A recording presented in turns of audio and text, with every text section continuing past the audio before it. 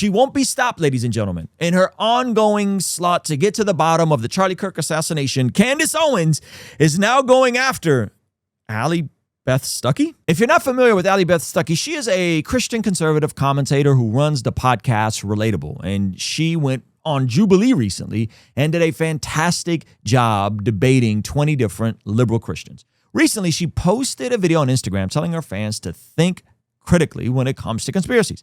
Candace Owens decided to respond to this on her show, assuming it was directed at her. Probably a pretty wise assumption, if I'm being honest.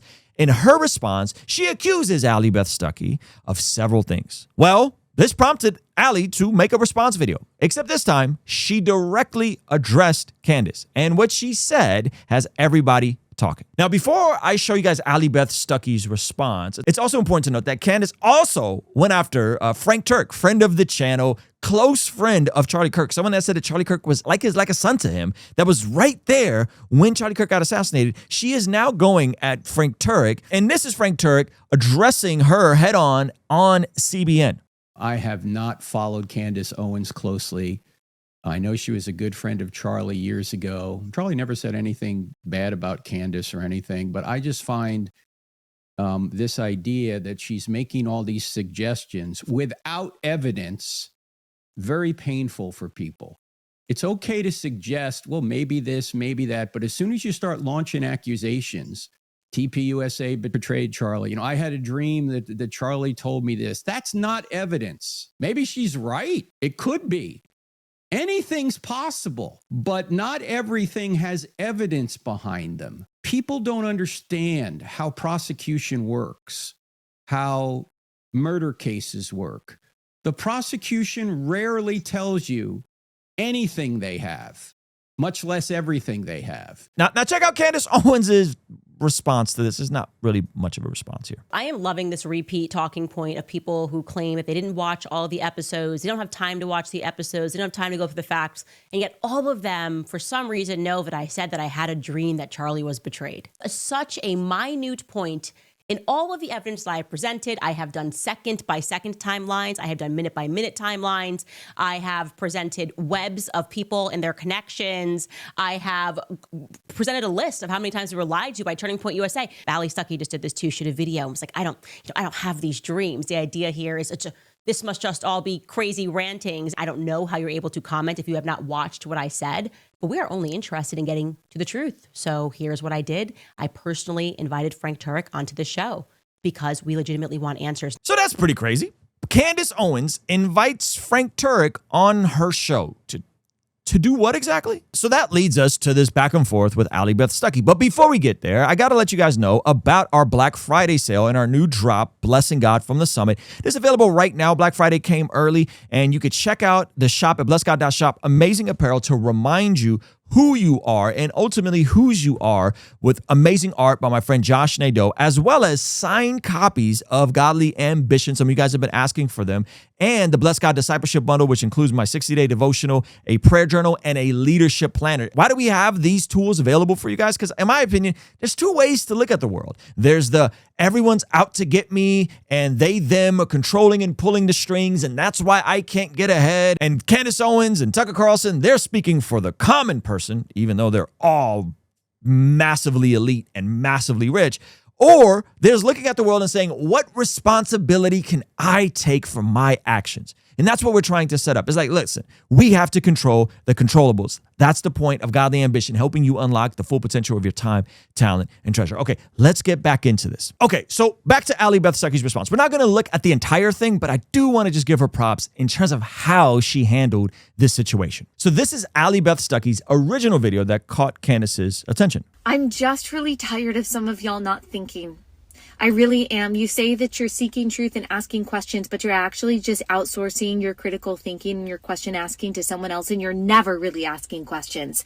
You're never saying, does that make sense? Or what could be the other side of that story? Or what is the alternative explanation for that? Or are these two things actually connected by evidence? Or does it just sound compelling? These are people's real lives. And if you are implicating a real person in a murder plot, you better be 100% sure that it is true and backed by hard evidence. The thoughts we think and the words we say not only affect real people's lives, but they carry weight in eternity.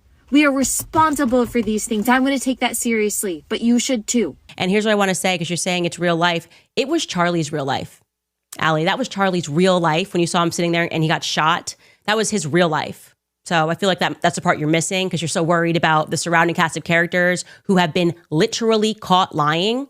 They lied. That's why we're here. So that's what's on the line right here, is he's not here anymore. And maybe you're not worried about him, but I am. I'm actually worried, and I want to know what happened to Charlie Kirk, okay? And why I feel like you and so many Christian Zionists just kind of wanted to turn him into a ghost, like, Charlie the friendly ghost, and are not interested at all. So Candace seems to think that she is the only one. Her and her decentralized agents are the only ones that truly care about Charlie Kirk's assassination. Not Charlie's wife, not Charlie's close friends, not the organization that he founded, not Frank Turk, only Candace. And who does Candace say is at the bottom of this? Egypt. How does she come to that conclusion? Because there's a flight log, and someone spent 15 hours tracking a flight log with Erica Kirk's flights being in similar cities as a plane from Egypt. Yes, folks, that's the receipt. That's the smoking gun here. So because Candace is investigating Charlie's death, she believes that nobody else cares. And then that leads us into Allie Stuckey's amazing response. Check this out. So I am not, apparently, according to her, worried. I'm not worried about Charlie Kirk. My friend, too, who was shot in the neck, whom you have seen me talk about and reference several times over the past few weeks, and just what that mentorship meant to me, and to hear the implication there that I don't care. I don't care, she says, about Charlie and about his murder. She cares. Okay. That's what she does. That's how she is. And it just makes me, it really makes me sad. And I've thought a lot about how to do this, how to do this episode, how to do a response to those that very hurtful implication that I don't care as much and that I don't want to know what's true. I've thought really hard, how do I respond in a way that is actually edifying, that lifts you up and doesn't just tear down and get down in the mud. And CR and I have really been talking about this and praying about this and trying to think about the best approach. And gosh, there's a part of me that does just want to go tit for tat and wants a detailed fact check and all of that. But I just know that will lead to a never ending back and forth. So the first thing I want to acknowledge is how Allie Stuckey is not trying to deflect, blame people, or point fingers. I think that's awesome. And honestly, y'all, I can't compete with secret sources. Candace has referenced unnamed sources that she has in the government and within Turning Point. And she said that Charlie came to her in a dream. I don't have any of those things. So I'm instead going to do 3 things. I am going to give us direction from Scripture on what godly truth-seeking looks like. And I'm going to analyze the weight of our words, and then I just want to share the arrows with a few of my friends. So instead of going down a rabbit hole of conspiracies and bashing Candace, Allie Stuckey does something classy. She does something very commendable. She decides to look at the scriptures.